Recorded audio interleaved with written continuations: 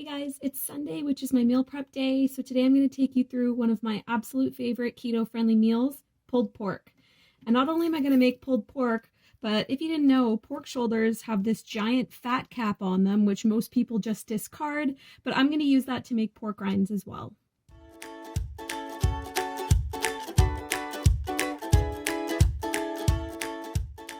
All you're going to need is a pork shoulder of any size. Mine's about 1.5 kilos. You're going to need spices of your choice, and you're going to need a slow cooker.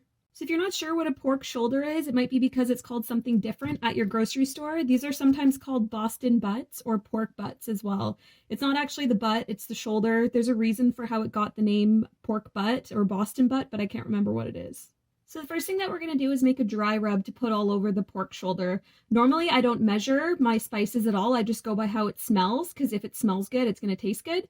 But today I'll actually measure it just so you guys can have a better idea of what I'm going to put into it.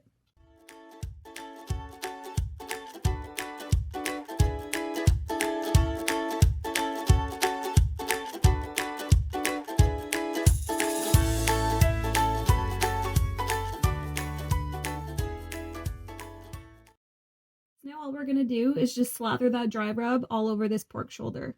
And as I mentioned before, we're going to leave on this fat cap for now. We're going to let it cook and get all soft before we make the pork rinds out of it. And don't be shy with this because it's going to make a ton of cooking liquid, and a lot of this is going to go into the liquid anyway. So you want to just get it as coated and covered as possible.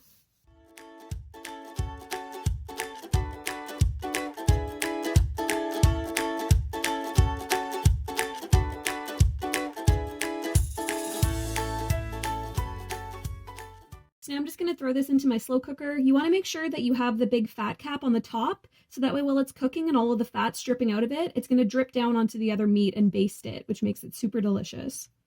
So once it's in there, you can put in the rest of your seasoning. And this part's completely optional, but I like to put in a few drops of liquid smoke just to give it more of that barbecue flavor. You can find this in any grocery store and it's not that expensive. I'm going to put in about 1/2 tablespoon. And you just want to sort of drizzle that all over all of the meat.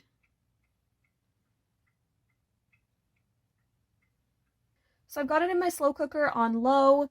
This is a pretty small pork shoulder, so I'm probably only going to need to cook it for about 6 hours. If you have a bigger shoulder, it could take up to 12, maybe 14 hours.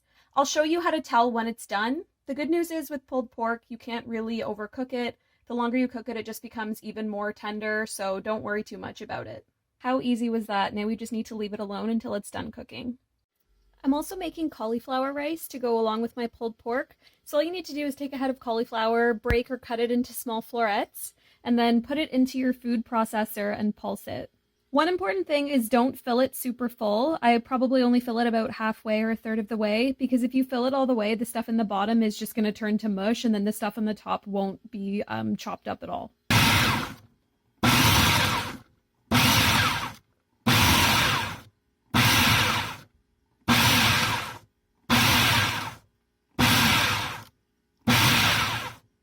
So if you just pulse it a few times, it ends up as the perfect texture. So now I've got this big Tupperware full of the raw cauliflower rice. So anytime I want to eat this during the week, I'll just take out a serving and I'll either fry it up in a pan or microwave it. Okay, so this has been cooking for about 7 hours now. It's really easy to tell that it's done because when I poked it with the fork, this meat just basically falls right out. So you can tell that it's done. It's super tender and it's ready to be shredded. So what I'm going to do is remove the bone, and I'm going to remove the fat cap. So you can see that I've removed the bone there, and then the fat cap is really easy to remove because it'll just pull right away from the meat.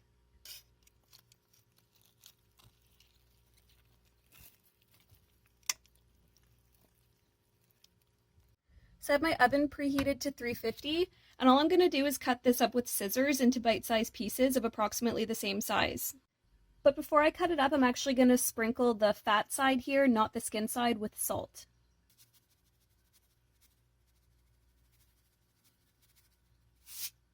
Okay, so I've cut up the fat cap and I'm putting it skin side up now on the skillet, and I'm just going to put this in the oven at 350 until it's really nice and crispy.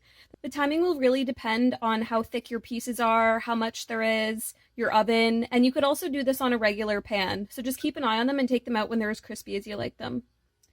So now I'm going to finish up the pulled pork while the pork rinds are baking. So you can see there's a lot of liquid in there. That's way too much for my preferences. So I'm going to get rid of most of that. You can keep as much as you want, however much you like to keep the meat moist.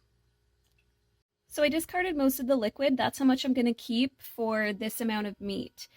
So now I'm just going to shred the meat with 2 forks and it'll be good to go. So there it is. It's all done, all shredded, ready to eat. This is really, really versatile. I like to eat it on cauliflower rice with a fried egg with a runny yolk on top. It might sound weird, but it's really delicious.